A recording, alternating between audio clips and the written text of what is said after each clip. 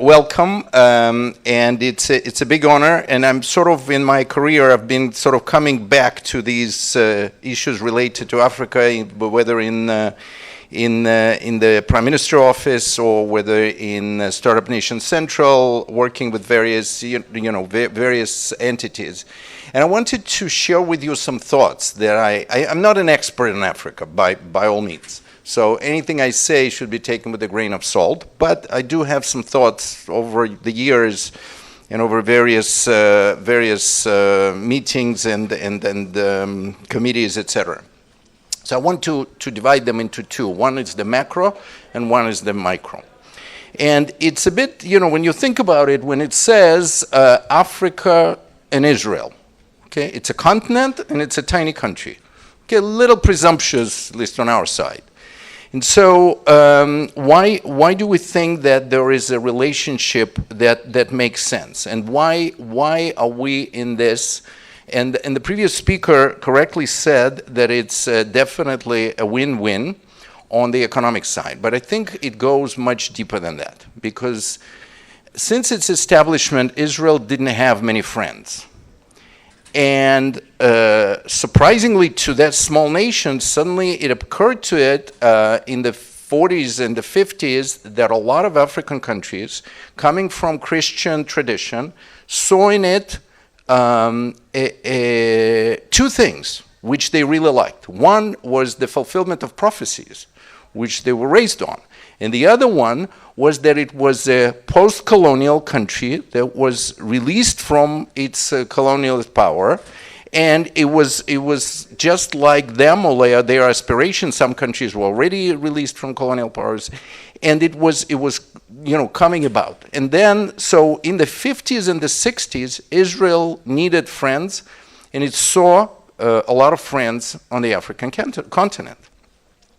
And so there was a lot of, if you look at the percentage of Israeli GDP that was spent on helping others, Israel was a very, very poor country at that time. It's quite mind-boggling that a country, just starting was actively pursuing these friendships, long-term friendships. Unfortunately, over the 50s and the 60s, many African countries were caught in this geopolitical, and as well as Israel, of course, caught in the geopolitical game between the communist bloc and the West. And a lot of countries were hijacked their economies, some of their societies. There were people that were trained to be revolutionaries. Moscow, I remember, I grew up in the Soviet Union, so I remember that African students coming to Moscow, to Patrice Lumumba University, and they were not being trained to run their countries well. They were being trained to be revolutionaries and to bring the communist doctrine into the world and create a fight with the West.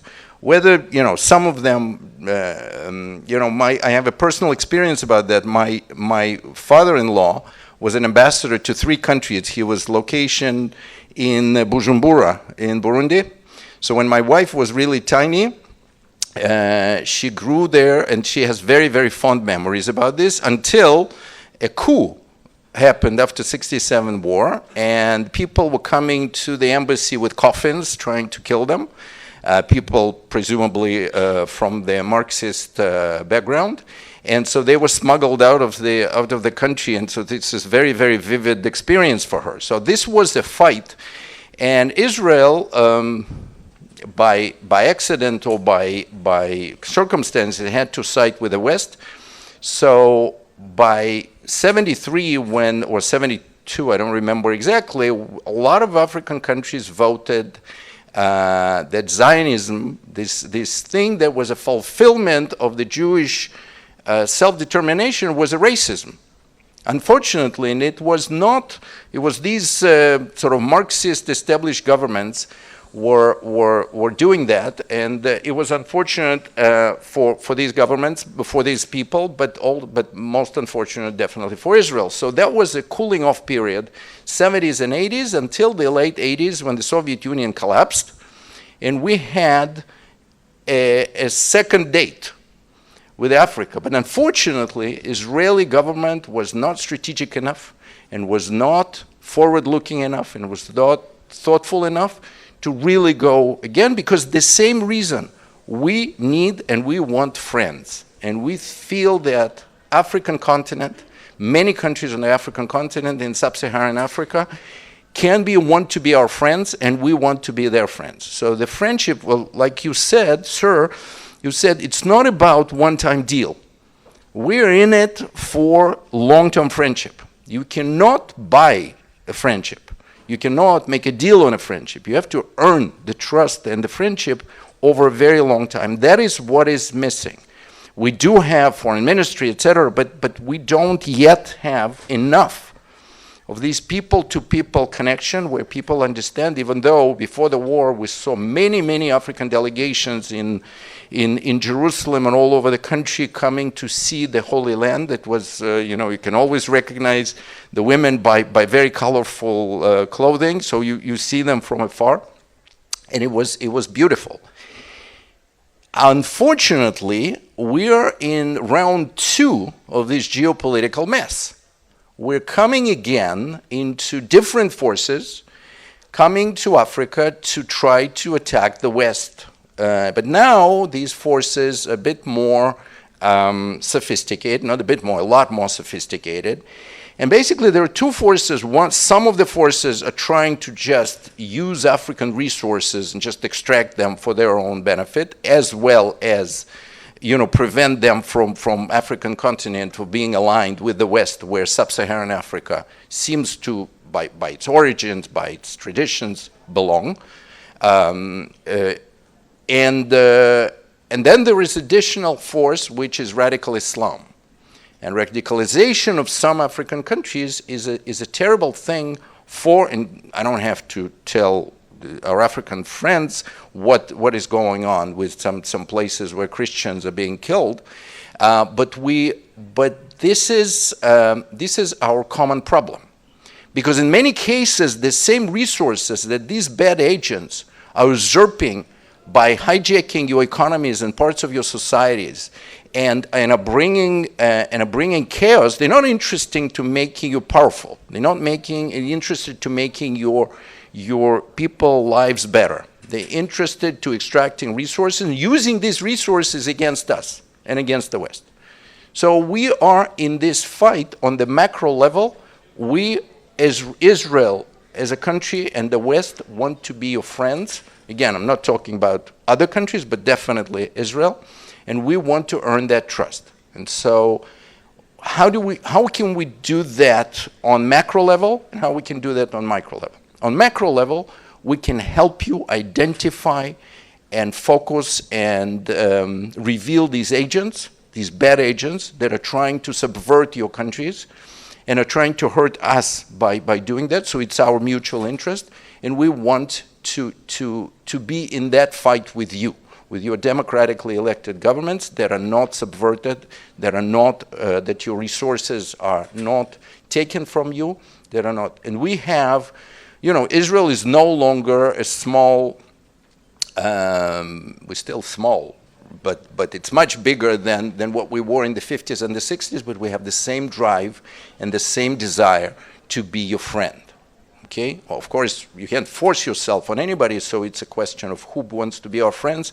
We definitely want as many friends, definitely today. And unfortunately today, unlike in the 50s, the radical Islam is now finding its place not just in your countries, but also in the universities of the West. And so we have a very, very long fight to fight.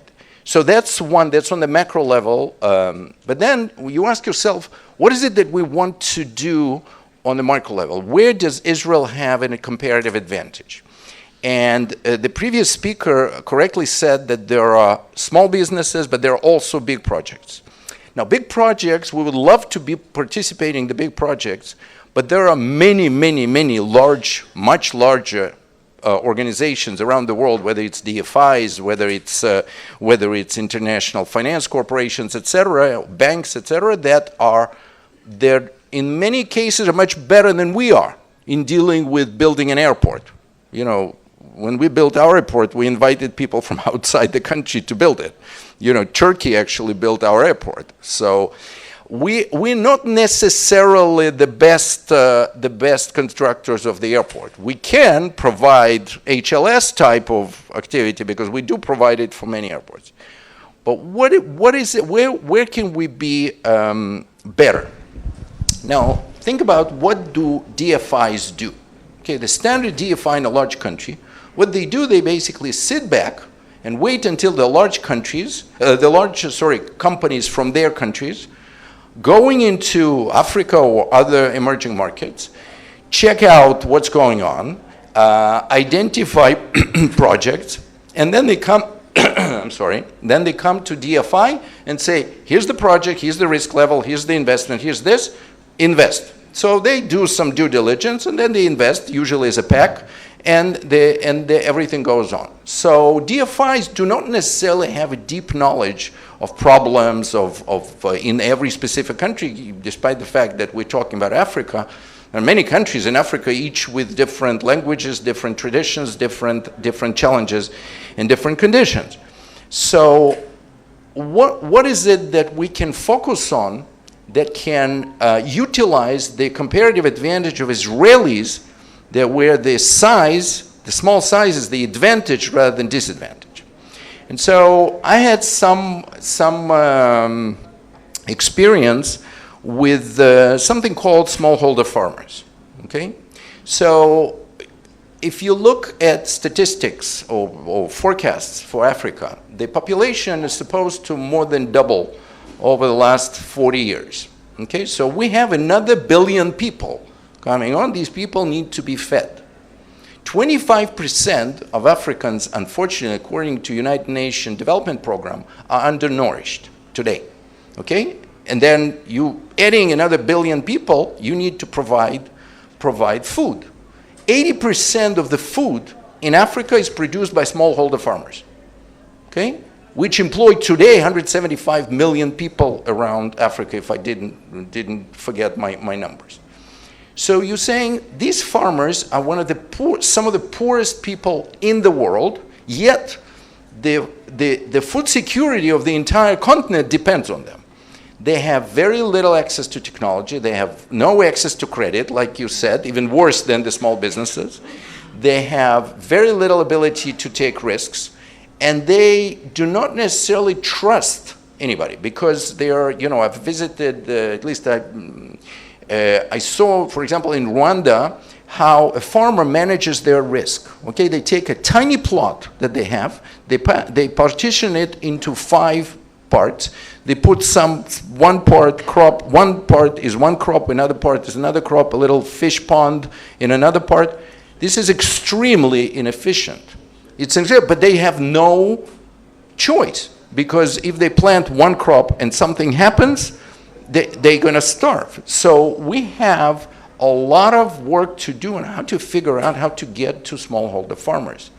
We have started a program called TOV in Ethiopia, which Israeli government and philanthropy supported, and that program was working with smallholder farmers, bringing technologies, mostly from Israel, but not only, to really increase their productivity. We have a program that we started at Startup Nation Central in India, together with Syngenta Foundation, which also has some parts of Africa has been working on this, where you create agri-entrepreneurs from the village who helps the village to really rise up above their current level. So what is it that we need in order to utilize Israeli capabilities and help smallholder farmers to rise themselves from poverty, to increase their resilience to climate and other things, to reduce their climate impact, and to provide food security for the continent? So the goal is to create an organization, and that's a committee that we founded. Seth Marin, who has for many years been doing great work in Africa, mostly philanthropic, but also business, like electrifying African villages. He and I, we chaired a committee, and I don't know whether Aryeh Dubov is here. He was leading this committee. And the idea there was, let us create a DFI of a different sort. A DFI that goes into a country and establishes deep relationships, deep understanding within this country, and then identifies the needs, establishes investable projects, not huge ones, but sizable ones, and then starts scaling them up by bringing another agency that is bringing the funding. Okay, we have a whole report. This report was submitted to Israeli government in August 2023.